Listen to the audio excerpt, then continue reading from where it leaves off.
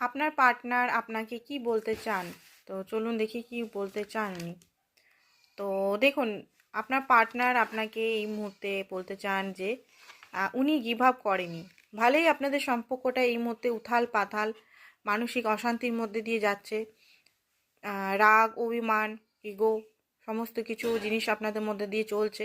ভালো জিনিসগুলো মনে হচ্ছে যে সব কিছু খতম হয়ে গেল, বাট উনি আপনার সঙ্গে আছেন এখনও। উনি কোথাও যাননি। সময়টা খারাপ হলেও উনি আপনার কাছেই আছেন। ঠিক আছে? তো আপনাকে বলছেন আপনি ধীর অবস্থায় থাকুন, সব কিছু ঠিক হয়ে যাবে।